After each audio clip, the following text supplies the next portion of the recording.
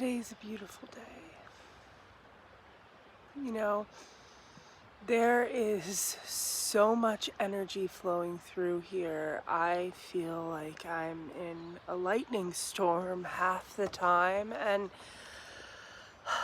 I just kind of felt like I should get on here and really talk about what I'm experiencing with these Ascension symptoms. I mean, really symptoms of pulling in the light and like kind of actually knowing all that I've ever been searching for and understanding it.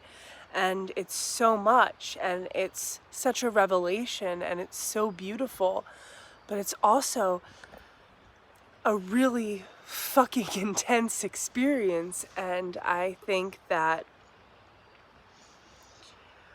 I've stopped myself from really talking about it on here for a while, but I guess I'm gonna fucking talk about it. So I was guided to pick up this book I've had for a while, the 78 Degrees of Wisdom of the Tarot. It's pretty much like the #1 tarot book of explanations for the Rider-Waite Tarot and some other imagery.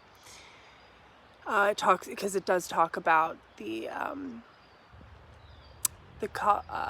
Kabbalistic tree of life, and so it talks about a lot of great different sort of tarot decks. I've opened up to the Magician. I opened up to the Magician, and what it was talking about was that most people look to the hand that's raising to the sky, because it's like, wow, he's doing magic, he's bringing everything in, but that you need to look to the hand that's pointed down to the earth. And that's because when people channel the energy of the spirit, whether it be, and you see people when they're super excited, but then it fades away, or when they go to church and they feel some divine expression, but then it fades away, it's because they're feeling the energy, but their body hasn't channeled it into the earth, because the human body is just the channel. It's the co-creator. It's the co-creation. So that when you have the intention, it's about channeling it into the earth. And this is what keeps happening with me. Like, I sprained my wrist, and today it's been, this was over a year ago, but today it's been really bothering me. And this is, my dominant hand, my right hand, and it's the masculine hand of the earth. I talk a lot with it.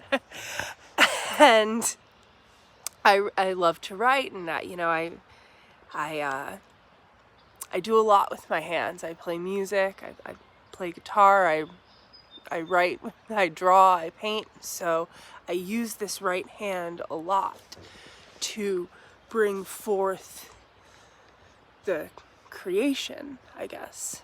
And what is coming through today is to really appreciate the channel of the creation and to put it out there. So that's why I'm putting it out there like this, making a video and actually talking about it now. Because maybe it's telling me, take a break from your right hand creating everything. Because, I would like to paint and play music and write, but I can still create, and I can still channel, and I can still bring my ideas out into the world in many other ways. So I think really what I am connecting to is just 444 on the clock, on the recorder. And so I think what I'm really connecting to is the importance to bring in the divine wisdom and to take the decisive action, And this keeps coming through, like to take a decision, not to make a decision, because there's plenty of decisions that roll through the sky in front of your, your consciousness, in front of your field, in front of your event horizon.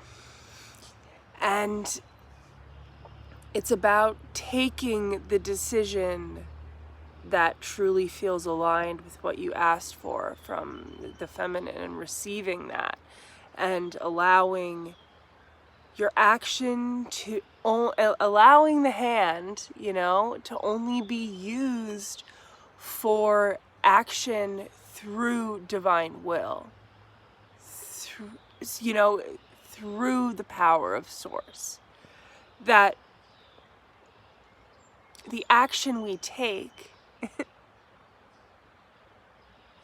it will lead us to where we're going, and we have to trust that we took that action with our intuition, and really trust our intuition to bring us to the next stage. So that's just like a little bit of my divine masculine, divine feminine balancing act, balancing dance that I'm doing here on this wild ride. And thanks for joining me. I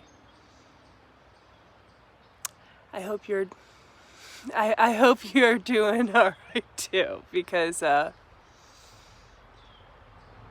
we're moving fast, but I'm really happy because I can feel everybody who is connecting to this energy as well, and I know that we're all together, we're all one, there is no separation.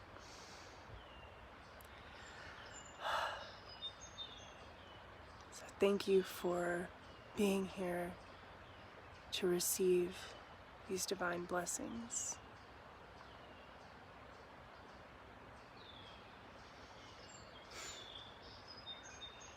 Aho.